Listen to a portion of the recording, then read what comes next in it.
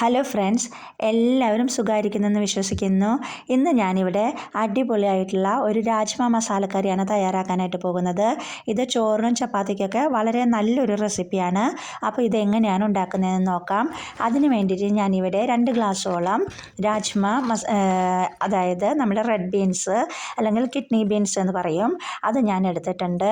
അത് നന്നായി കഴുകി വൃത്തിയാക്കിയതിന് ശേഷം ഞാനൊരു കുക്കറിലോട്ട് ഇട്ട് കൊടുക്കുകയാണ്. അത് നമ്മൾ നന്നായി കുതിർത്തതിന് ശേഷം വേണം വേവിച്ചെടുക്കാനായിട്ട് കേട്ടോ. അപ്പം നമ്മൾ അത് കുക്കറിലോട്ട് ഇട്ട് കൊടുത്തു. ഇനി അതിലോട്ട് ആവശ്യത്തിനുള്ള ഉപ്പും ഒരു 1/4 സ്പൂൺ മഞ്ഞൾപ്പൊടിയും ഇതിലോട്ട് ചേർത്ത് കൊടുക്കുക. അത് രണ്ടും ചേർത്ത് കൊടുത്തതിന് ശേഷം നമുക്ക് ഇതിനെ നന്നായി ഒന്ന് മിക്സ് ചെയ്തെടുക്കാം. നമ്മൾ എന്ത് വയ്ക്കുമ്പോഴും മഞ്ഞൾപ്പൊടി കുറച്ച് ആഡ് ചെയ്യുന്നത് നല്ലതായിരിക്കും. അപ്പം നമുക്ക് അതെല്ലാം കൂടി നന്നായി ഒന്ന് മിക്സ് ചെയ്തെടുക്കാം. ഇപ്പം മിക്സ് ചെയ്ത് വെച്ചിട്ടുണ്ട്. ഇനി നമുക്ക് അതിലോട്ട് ഏകദേശം 1 കപ്പോളം വെള്ളം നമുക്ക് ഒഴിച്ച് കൊടുക്കാം.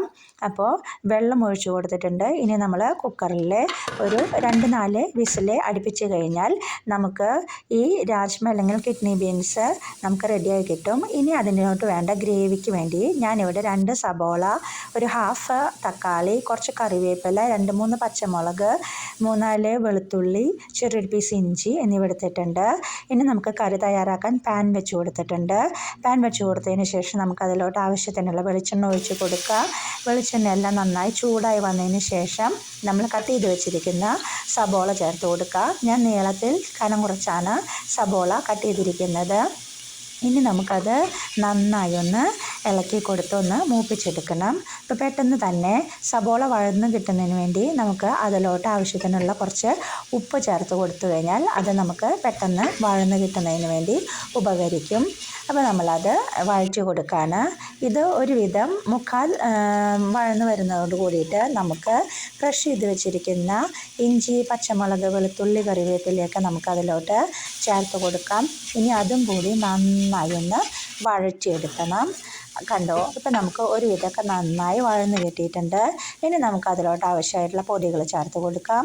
ഒരു 1/4 ടീസ്പൂണ് മഞ്ഞൾപ്പൊടി, 2 ടീസ്പൂൺ മല്ലിപ്പൊടി, 1/4 ടീസ്പൂൺ മുളക് പൊടി നമ്മൾ ഇതിലോട്ട് ഇപ്പോൾ ആഡ് ചെയ്ത് കൊടുത്തിട്ടുണ്ട്. ഇനി നമുക്ക് ഇതിൻ്റെ പൊടികളുടെ എല്ലാം കുത്ത് പോകുന്നവരെ നമുക്ക് ഒന്ന് വഴറ്റിയെടുക്കാം. അതുപോലെ ഞാനൊരു 1/4 ടീസ്പൂണോളം പെരുംജീരകം കൂടി ചേർത്ത് കൊടുത്തിട്ടുണ്ട് കേട്ടോ. അപ്പോൾ നമ്മളിതെല്ലാം കൂടി നന്നായി ഒന്ന് വഴറ്റിയെടുക്കാണ്. നന്നായി വഴന്ന് വന്നതിന് ശേഷം നമുക്കതിലോട്ട് നമ്മൾ കട്ട് ചെയ്ത് വെച്ചിരിക്കുന്ന ടൊമാറ്റോയും ചേർത്ത് കൊടുക്കുകയാണ്. ഇനി നമുക്ക് ടൊമാറ്റോയുടെ ഒരു റോ ടേസ്റ്റ് പോകുന്നതോളം വരെ നമ്മൾ അതും കൂടി നന്നായി ഒന്ന് വഴറ്റിയെടുക്കുകയാണ്. അപ്പോൾ അതാ കണ്ടില്ലേ, നമ്മുടെ പൊടികളൊക്കെ വഴന്ന് കിട്ടിയിട്ടുണ്ട്. സബോളയൊക്കെ നന്നായി റെഡിയായി വന്നിട്ടുണ്ട്.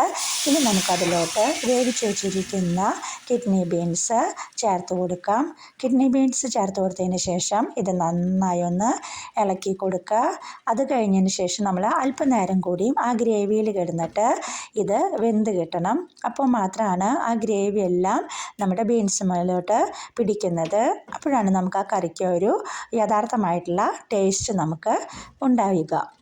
അപ്പോൾ ഇതാ നമ്മുടെ കറിയെല്ലാം ഇവിടെ റെഡിയാക്കി കിട്ടിയിട്ടുണ്ട്. വളരെ ടേസ്റ്റി ആയിട്ടുള്ള കറിയാണ്. ഞാൻ അവസാനമായിട്ട് അതിൻ്റെ മുകളിലോട്ട് അല്പം കറിവേപ്പില കൂടി ചേർത്ത് കൊടുത്തിട്ടുണ്ട്. ഇത്രയേ ഉള്ളൂ. വളരെ സിമ്പിളായിട്ടുള്ള ഒരു രാജ്മ മസാലക്കറി ഇവിടെ റെഡിയായി കഴിഞ്ഞു. ഇത് ചോറിനും ചപ്പാത്തിക്കൊക്കെ വളരെ നല്ല ഒരു റെസിപ്പിയാണ്. അപ്പോൾ നിങ്ങളെല്ലാവരും തന്നെ ഈ ഒരു കറി തയ്യാറാക്കി നോക്കുക. എന്നിട്ട് എന്നോട് അഭിപ്രായം പറയാൻ മറക്കരുത് കേട്ടോ. അപ്പോൾ നമുക്ക് അടുത്ത വീഡിയോയിൽ വീണ്ടും കാണാം. Okay, by.